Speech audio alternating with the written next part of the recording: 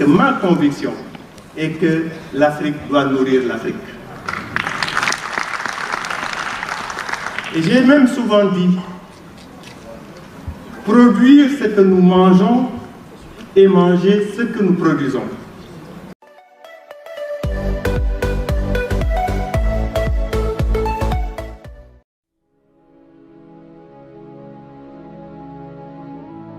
Des gens extrêmement travailleurs. Travailleurs, c'est-à-dire que ça ne tombe pas du ciel. C'est le travail. C'est le travail, c'est le travail, c'est le travail. Et quand je le dis, je parle de quelque chose que j'aime bien, mais de quelque chose que je connais. Il y a très peu de gens qui savent ce que c'est que le bonheur du travail, le plaisir du travail. Il y en a très peu. Au Sénégal, beaucoup de gens, ils travaillent pour l'argent. Ils travaillent parce qu'il faut qu'ils gagnent à la fin du mois quelque chose. Alors que moi, je pense que le travail, poussé à un certain niveau, c'est même une distraction. Le bonheur du travail, on peut arriver à l'extase, content parce qu'on a fait un bon travail. Parce qu'on a il nous est arrivé, nous, de travailler 24 heures, il nous est arrivé de travailler 7 jours sur 7.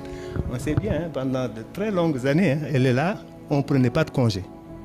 On a travaillé au moins 15 à 20 ans pendant lesquels on dit pas de congé. Les congés, il faut les gens, les Européens qui prennent congé, qui vont en vacances. Moi, j'ai toujours dit, leurs parents, leurs arrière-grands-parents, ils se sont sacrifiés. Ils ont fait ce qu'il fallait faire, ils ont construit une économie forte, ils ont construit, ils ont développé. Aujourd'hui, ils peuvent en profiter. Mais nous, nous n'en sommes pas là. Je pense que notre génération, votre génération aussi, nous devons au moins faire un certain nombre de sacrifices pour construire ce pays-là. Le Sénégal, figurez-vous, c'est un beau pays. C'est un beau pays et facile à construire. Quand vous avez comment on va dire, vous avez 750 km de côte, vous avez la mer, vous avez le climat que vous avez ici, du soleil toute l'année. Mais c'est un don de Dieu, c'est pas ça. Donnez ce pays-là aux Israéliens, vous verrez ce qu'ils vont en faire. Ça va être un paradis. Le problème, c'est nous. Et il faut qu'on l'accepte, qu'on se remette en cause. On ne travaille pas assez. On s'amuse trop. Et le travail, c'est de l'amusement en plus. Il faudrait que notre jeunesse, il faudrait que nous, Sénégalais, qu'on prenne conscience de à quel point il est important qu'on se remette en cause sur ce plan-là, mettre le travail en avant. D'ailleurs, Serigne Touba ne dit-il pas que le travail, c'est Jaamu Yàlla? C'est-à-dire que pour lui et pour les disciples, le mouride d'ailleurs en général, c'est deux choses qui sont fondamentales. Ça veut dire liggéey ak Jaamu Yàlla. Travaille comme si tu ne devais jamais mourir. Mais aussi adoration de Dieu comme s'il devait mourir demain. Donc ça, c'est des choses qu'il faut. Et quelqu'un aussi disait, il n'y a pas pire que de savoir combien on va gagner à la fin du mois. C'est-à-dire qu'on est le premier du mois, je sais qu'à la fin du mois, j'aurai 200 000. Il disait ça. À la fin du mois, je sais que j'aurai 200 000 ou j'aurai 300 000. Mais d'autres ont choisi, peut-être qu'ils auront 1 million, peut-être qu'ils auront 10 millions, peut-être qu'ils n'auront rien. Ils ont pris le risque. Mais ceux-là, si le jour où ils vont gagner des millions ou des milliards, ils l'auront tellement bien mérité. Ce n'est pas l'argent facile. On nous a habitués à l'argent facile pendant quelques années. Nous aimons le bien matériel, nous aimons l'argent, c'est vrai. Mais il y a plus que ça, et c'est à cela que je vous invite. C'est vraiment un engagement personnel, où que vous soyez, d'être différent, de faire en sorte qu'on vous regarde autrement parce que vous aurez été des personnes différentes. Différentes parce que si on veut faire plus et mieux que les autres, on ne fait pas pareil que tout le monde. Et puis une autre chose importante, on tend trop facilement la main. Il faut apprendre à dépendre de soi. Je vous assure, la vie, on ne peut pas ne pas avoir de difficultés. Mais si on compte sur soi, si on a cette confiance en soi, si on a cette fierté de ne jamais aller dire aux voisins « donne-moi ceci ou donne-moi cela », on trouvera toujours des solutions.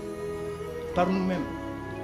Et c'est à force de se battre pour trouver des solutions qu'on est aguerri dans ce système-là et qu'on devient quelqu'un, évidemment, qui sait trouver des solutions, qui sait régler ses problèmes. Et cela, à mon avis, est quand même important. De donner du sens à votre vie. Donner du sens à sa vie, ce n'est pas d'accumuler pour soi-même. C'est de vivre d'abord pour soi, certes, mais aussi vivre beaucoup plus pour les autres. Et ça, c'est le propre des grands hommes. Gardez en vous la dignité, extrêmement important. Gardez en vous la fierté, extrêmement important. Il faudrait qu'on fasse un peu moins de politique. Tu vois des jeunes qui choisissent simple tout de suite d'aller être politicien. Il faut avoir un métier d'abord. Après on fait la politique parce qu'on veut bâtir son pays, on veut construire, on veut, comment on va dire, on veut participer, on s'engage. Mais on s'engage aussi avec conviction. Ce n'est pas de l'opportunisme.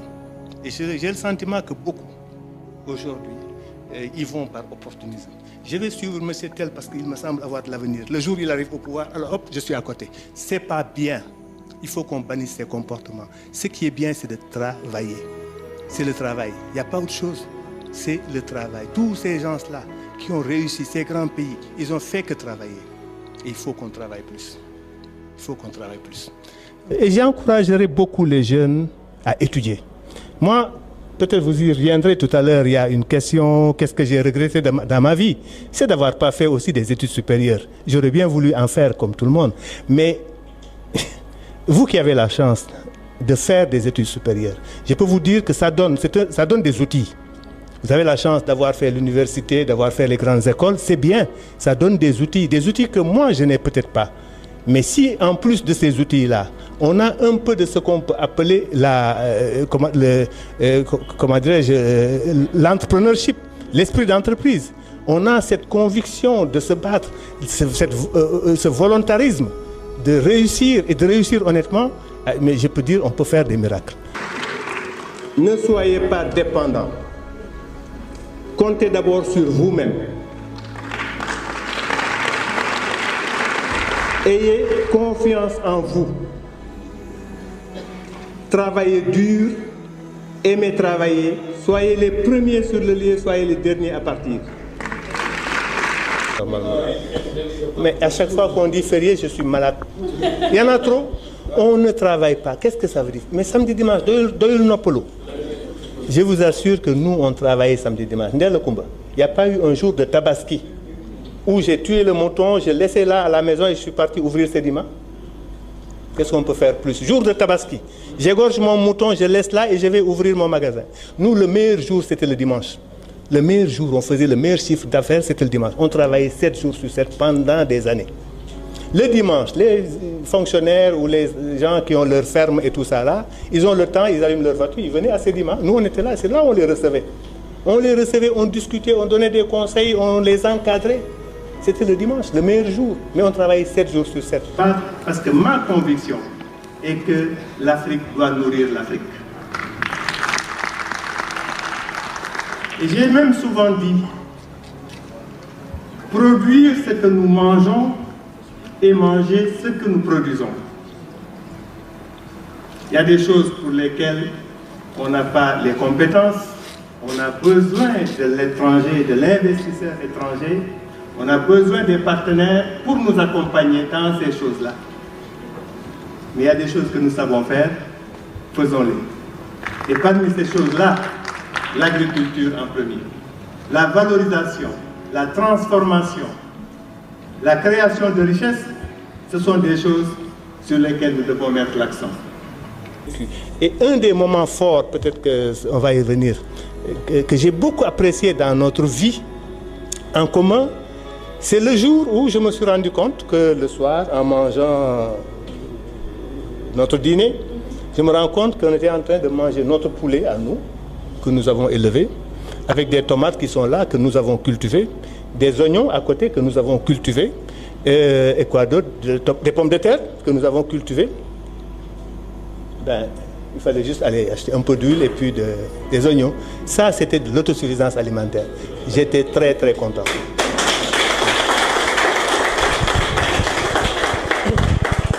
Et avec des œufs de chez nous. Voilà.